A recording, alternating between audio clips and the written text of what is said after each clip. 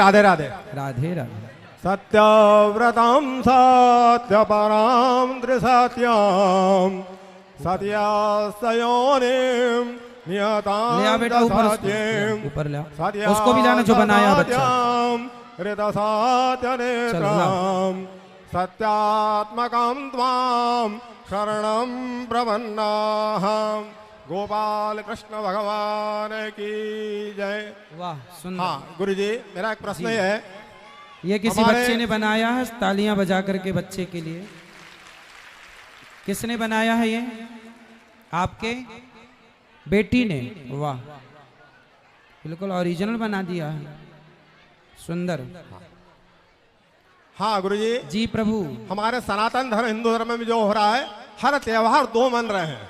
हाँ महाशिवरात्रि, दीपावली, होलिका, जन्माष्टमी, उसमें विशेष जन्माष्टमी का जो पर्व होता है, भगवान का जन्म होता है, उस समय अष्टमी तिथि नहीं रहती है और उस समय भगवान का हम जन्मोत्सव मनाते हैं।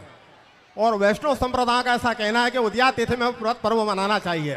तो इन्हीं वैष्णव संप्रदाय वालों से मेरा अनुग्रह है कि आने वाली अब दीपावली जो आ रही है, जिसमें सोमवती पर्व काल आ रहा है, चूंकि रात्रि में नहीं रहेगी, फिर हम एक दिन पहले उसका पूजन करेंगे। फिर हम उदया तिथि में केवल इस पर्व को मनाते हैं। महाशिवरात्रि एक दिन पहले मनाते हैं क्योंकि रात्रि का पर्व है।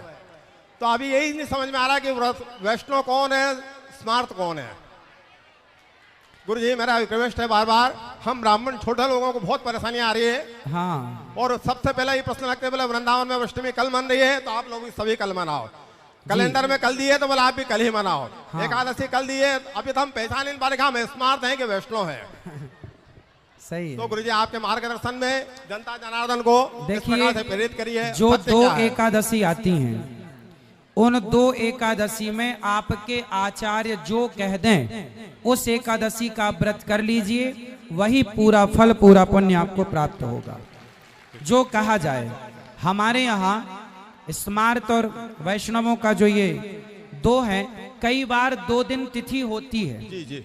इसलिए 2 दिन माना जाता है। जैसे कुछ लोग तिथि 9 बजे से स्टार्ट हुई आज सवेरे, तो वो चलेगी, पूरा दिन चलेगी। लेकिन जब सुबह कल का सूर्योदय होगा, तब तक तिथि बदल चुकी होगी। और कई बार जो तिथि कल उदय सूर्य के साथ रहेगी, वो 1 घंटे के ही रहती है। 1 घंटे बाद फिर तिथि बदल जाती है। तो उदया तिथि यदि एकादशी को सूर्योदय हुआ है, तो उस तिथि को ही मान्यता मिलती है। हम वैष्णव लोग ये मानते हैं, जिस तिथि में सूर्य उदय हुआ, उस उदया तिथि को सर्वोपरि माना। निर्णय ये है। जी जी। निर्णय यदि आप बात करें कि निर्णय क्या है, तो निर्णय ये है कि आप उदया तिथि को महत्व दें।